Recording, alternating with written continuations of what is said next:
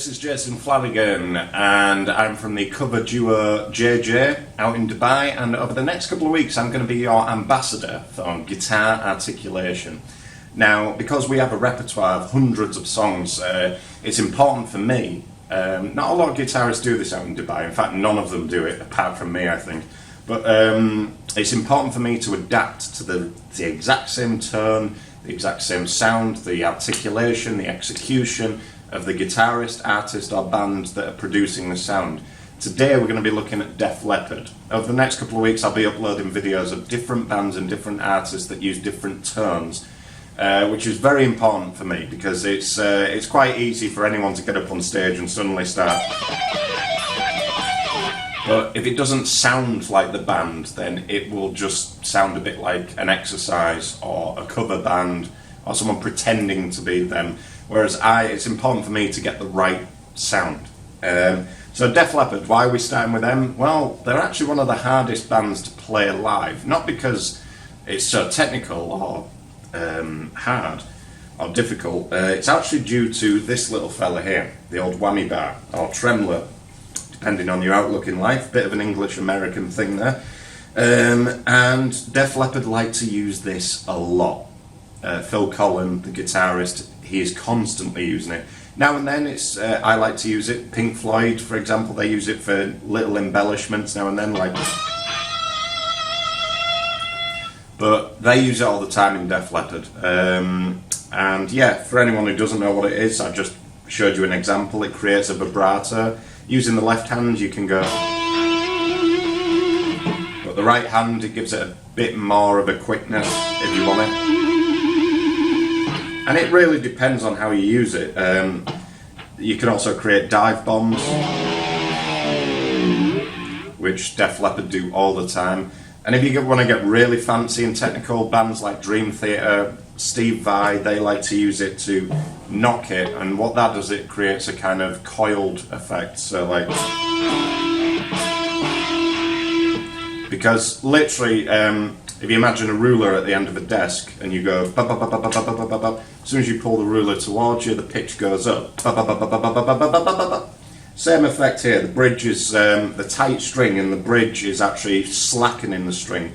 But by whammying it like that, you're going it's going up and down in pitch. So by whacking it like that, it just immediately does it 100 times faster. So it'd be like a beehive. So yeah, bands like Dream Theater, Steve Vai, they do stuff like that all the time. So am I still in tune?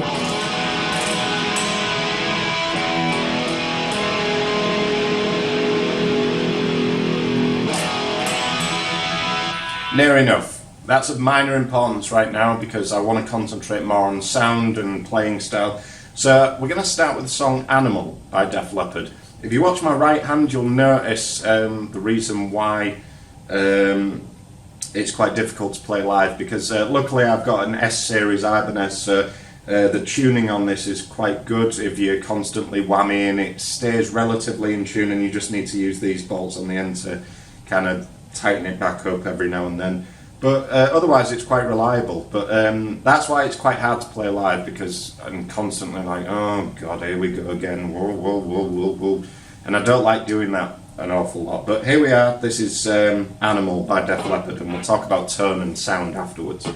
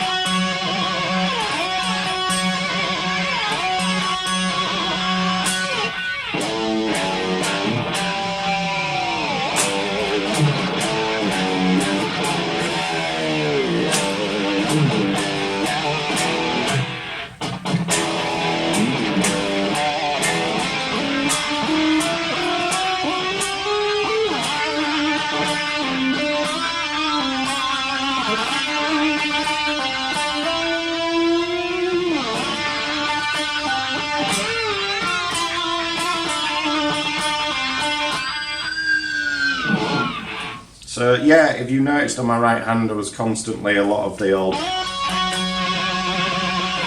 they're not actually that bad to play live, it's the big dive bombs that... That's what really kind of knocks things skew with, particularly the G and B string. They don't really like those kind of bombs, but in terms of tone, I don't know if you can pick up on the sound that I'm using, but it's not just a load of distortion and fuzz and heavy overdrive, which they like to use, but I'll just play a stab, like a note or a chord even. There's a bit of a delay there. Bam, bam. So they use a bit of delay. There's a bit of reverb, which you can't really pick up on, but it's not very prominent, but it is there. And also some chorus, which is very essential to the sound that they use, particularly in the Hysteria period. So there's like a... You can hear there's a very subtle chorusy sound, which is distinguishable to Def Leppard.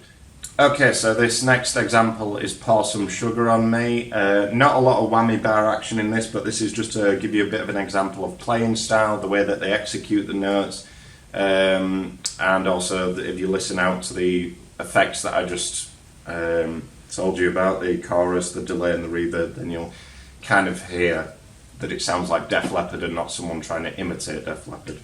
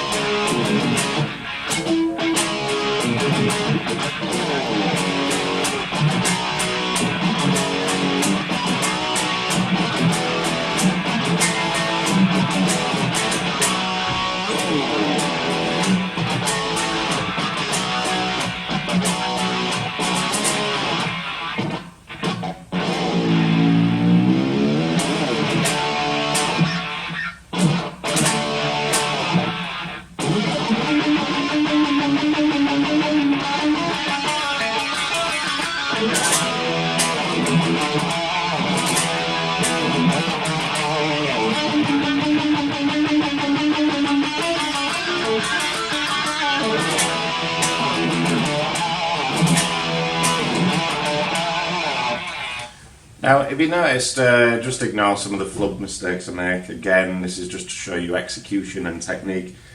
It's very. If you were reading guitar tablature and during the little tiny guitar solo section there, you'd probably read it as.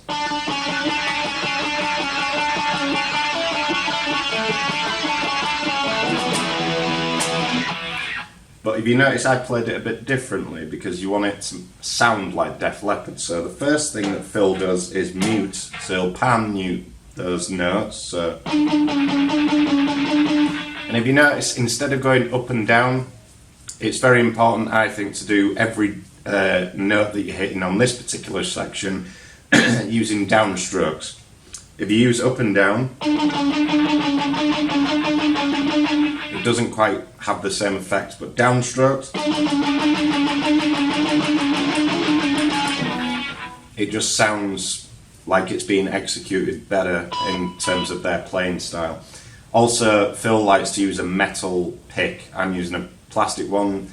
We can't always make it sound exactly like them, so just ignore that. And then, yeah, in terms of execution, there's some artificial harmonics that just follow after that. So again, you could just play it like this.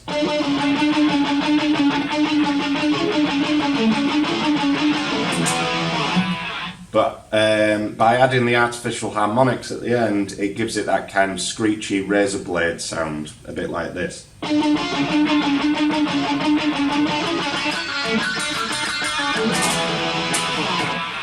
If you notice my toggle switch, I don't know if you can see it from there, but it's all the way down, so my pickups are actually getting that real high end in order to get that screech on the...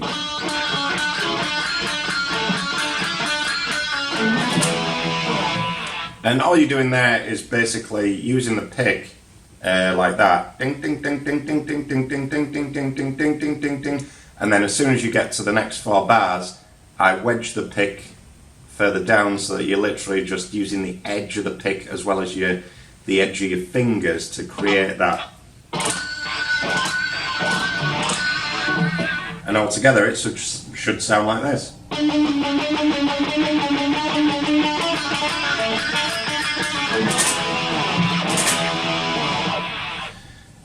Finally, I just want to end by talking about sustain. Def Leppard use quite a lot of sustain when like elongating notes. A great example of this is in the song Woman. If you just listen to each note, you'll notice that with the vibrato I'm using and the sustain, it creates this this beautiful elongated sound. You need a lot of overdrive for this, a lot of reverb, a lot of delay, and then the rest is down to the guitar that you're using, really. So here's an example of Woman.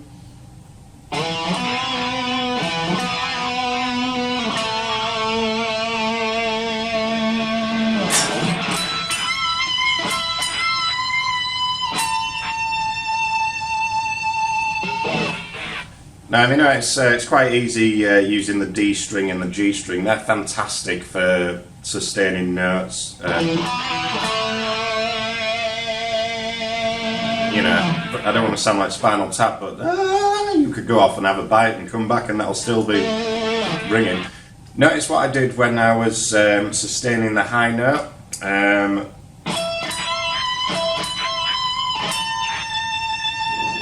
The important thing there is this finger. What I'm actually doing is I'm palming and muting every single string so that they don't create any excess fuzz in the background. If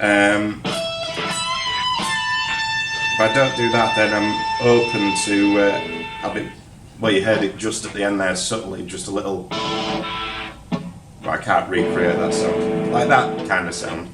And you want to be able to isolate that one note, so by doing so I'm muting every other string.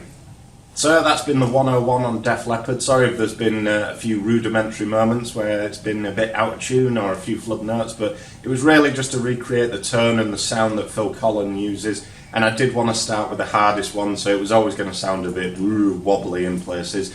But thank you for joining me. I've been Jason Flanagan and you have been fantastic. Join me next week when I upload videos talking about David Gilmour and Pink Floyd and some of the techniques that he uses.